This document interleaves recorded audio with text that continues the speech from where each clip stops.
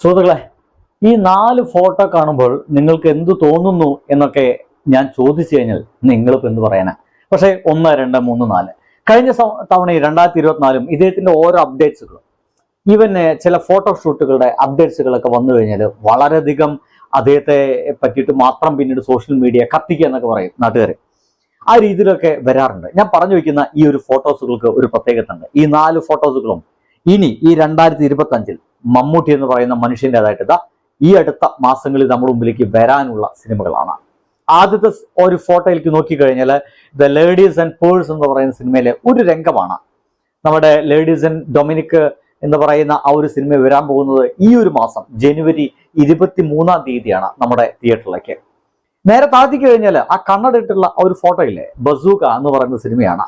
കഴിഞ്ഞ മാസം എങ്ങാണ്ടൊക്കെ ഇത് ചിത്രീകരിച്ച് അവിടെ കെടുക്കുന്നതാണ്. അതിതാ ഈ മാസം അടുത്ത മാസം ഫെബ്രുവരി മാസത്തില് 14-ാം തീയതി ഈ ഒരു വർഷത്തെ നമ്മുടെ 2025 ഏറ്റവും നല്ല പടമായിട്ട് അടുത്ത മാസം നമ്മുടെ മുമ്പിലേക്ക് എത്തുന്നൊക്കെ പറയാം. അടുത്ത മാസം നമ്മുടെ മുമ്പിലേക്ക് എത്തുന്ന ഒരു പടമാണ്. ഫെബ്രുവരി 14-നാണ് ബസൂക്ക റിലീസ് ആവുന്നത്. പിന്നീട് ഏപ്രിലില് റിലീസ് ആവാൻ ഡേറ്റ് ഇപ്പോഴും കൺഫേംഡ് അല്ലാത്തൊരു പടമാണ് ജിതിന്റെ ഫിലിമാണ്. നമുക്ക് ജിതിൻ കെ ജോസിന്റെ ആ ഒരു സിനിമ കൂടി അതിന്റെ ഒരു സ്റ്റില്ല് കൂടി ഇപ്പോൾ ഇങ്ങനെ ചുമ്മാ വൈറലായിക്കൊണ്ടിരിക്കുന്നുണ്ട്. ഏറ്റവും അവസാനമായിട്ട് ഒക്ടോബറിൽ നമ്മുടെ മുമ്പിലേക്ക് എത്താൻ പോകുന്നത് മഹേഷ് നാരായണന്റെ സിനിമയ്ക്ക് വേറൊന്നും ഇപ്പോഴിട്ടില്ല. മഹേഷ് നാരായണന്റെ ഒരു സിനിമ കൂടി. ആ ഗെറ്റപ്പുകളൊക്കെ ഒരു രക്ഷയില്ല. മമ്മൂട്ടി എന്ന് പറയുന്ന മനുഷ്യൻ ഈ 2025-ലും അത്ഭുതപ്പെടുത്തുക തന്നെ ചെയ്യുമെന്ന് ആളുകളെ ബോധ്യപ്പെടുത്താൻ വേണ്ടിയിട്ടാണോ ഇത്തരത്തിലുള്ള ചിത്രങ്ങളൊക്കെ ചെയ്യുന്നത് അറിയില്ല. എന്തായാലും മമ്മൂട്ടി ചെയ്യുന്ന അത്തരം വേഷങ്ങളെ നമ്മളെപ്പോലുള്ള മലയാളികൾ ഇങ്ങനെ പറയുന്നതിനേക്കാൾ അപ്പുറമായിട്ട് ചിലപ്പോൾ നമുക്ക് ഏറ്റവും കൂടുതൽ ഇഷ്ടമാവുക വേറെ ആരെങ്കിലുമൊക്കെ പറയുന്ന സമയത്തായിരിക്കും.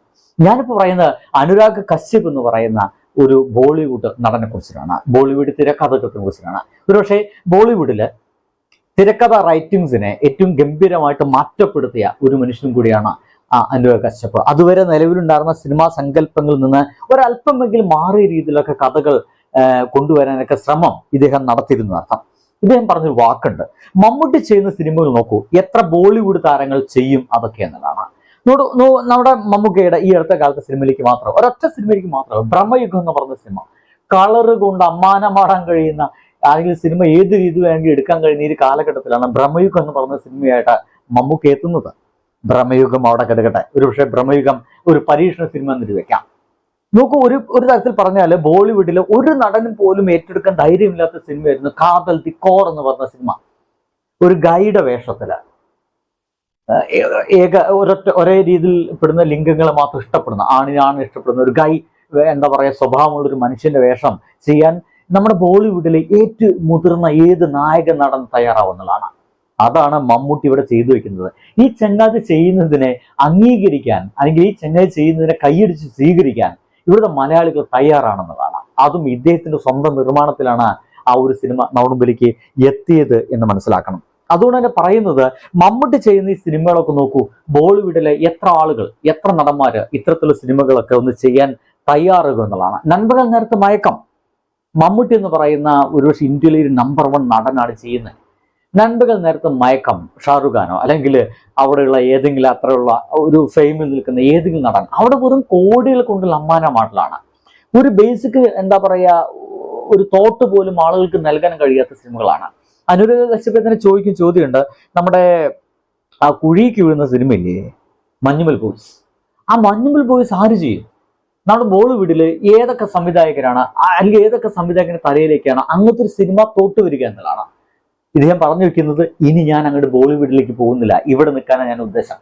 ഇവിടുത്തെ സിനിമയുടെ ഭാഗമാവുക, ഇവിടുത്തെ സിനിമയിൽ അഭിനയിക്കുക, ഇവിടുത്തെ സിനിമ നിർമ്മിക്കുക, ഒരു സിനിമ സംവിധാനം ചെയ്യുക എന്നീ പറയുന്ന ഒരുപാട് മോഹങ്ങളുമായിട്ട് ഇനി ഇവിടേക്ക് നമ്മുടെ മലയാളക്കരയിലേക്ക് ഈ തമിഴ്നാടും മലയാളക്ക് ഒത്തുചേർന്ന ഈ ഒരു സ്ഥലത്തേക്ക് സിനിമ ചെയ്യാൻ വേണ്ടി ഞാൻ ഇറങ്ങിത്തിരിക്കുന്നു എന്നുള്ള വർത്തമാനമാണ് നമ്മുടെ ആ ഒരു ബോളിവുഡ് നടൻ അനുരാഗ് കശ്യപ് എന്ന് പറയുന്ന ആ ഒരു മനുഷ്യന് പറഞ്ഞു വെച്ചിരിക്കുന്നത്. അപ്പോൾ ഇതൊക്കെ പറയാനുള്ള ഒരു കാരണം എന്ന് പറയുന്നത് മമ്മൂട്ടി എന്ന് പറഞ്ഞ മനുഷ്യനാണ്. അത് ഈ അടുത്ത കാലങ്ങളിൽ ചെയ്ത സിനിമകളാണ്. അദ്ദേഹം സിനിമയെ വ്യത്യസ്തമായി സമീപിക്കുന്നു. അദ്ദേഹത്തിന്റെ അടുത്തേക്ക് സിനിമയായിട്ട് വരുന്ന ആളുകൾ പോലും, പുതിയ ചെറുപ്പക്കാർ പോലും വളരെ വ്യത്യസ്തമായ സിനിമകളുമായിട്ട് ഇദ്ദേഹത്തെ സമീപിക്കുന്നു എന്നുള്ളതാണ്. കാരണം അത്തരം വ്യത്യസ്തതകൾ മമ്മൂട്ടി എന്ന് പറയുന്ന നടൻ സ്റ്റാർഡം നോക്കാതെ, തൻ്റെ ഫെയിം നോക്കാതെ അഭിനയിക്കും. കാരണം അതിൽ അഭിനയിക്കാൻ എന്തെങ്കിലും ഉണ്ടല്ലോ എന്നുള്ളത് മാത്രമാണ് മമ്മൂട്ടി ഇപ്പോൾ ചെയ്യുന്നത് എന്നുള്ളതാണ്. എന്തായാലും ഒരു വീഡിയോ കൂടി എനിക്ക് നിങ്ങൾക്കൊന്ന് കാണിച്ചു തരേണ്ട.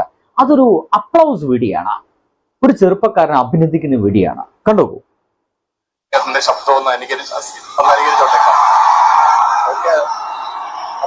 മമ്മൂട്ടി എന്ന് പറയുന്ന മനുഷ്യനോടൊപ്പം നേർക്കെന്ന് ചോദിച്ചാണ്, ഞാൻ മമ്മൂട്ടിയുടെ ശബ്ദം അനുകരിക്കുന്നുണ്ട്, ഒന്ന് അനുകരിച്ചോട്ടേക്ക എന്ന് പറയുമ്പോൾ നീ എന്നാ ചെയ്യേ എന്നൊരു വളരെ ഹാപ്പി ആയിട്ട് നിൽക്കുന്ന മനുഷ്യൻ.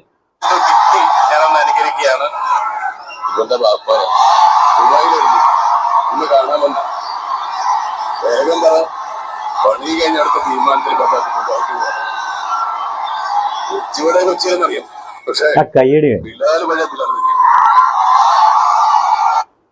എന്തായാലും ഇത് ബിപിൻ ബാൽ എന്ന് പറയുന്ന ഒരു മനുഷ്യനാണ്. ആ ഒരു ഡയലോഗിന്റെ ഇടയ്ക്ക് മമ്മൂട്ടി എന്ന് പറയുന്ന മനുഷ്യൻ കൈയടിക്കുന്നുണ്ട്. ആ ഒരു കയ്യടി അവാർഡാണ്, എനിക്കല്ല, ബിപിൻ ബാൽ എന്ന് പറയുന്ന ആ ഒരു ചെറുപ്പക്കാരന്. അതുകൊണ്ട് തന്നെ ആയിരിക്കണം അത് വളരെ അഭിമാനത്തോടെ അദ്ദേഹം ഷെയർ ചെയ്തിരിക്കുന്നത്. ആരാണ് ഇതൊക്കെ ഷെയർ ചെയ്തിരിക്കുക? ബൈ.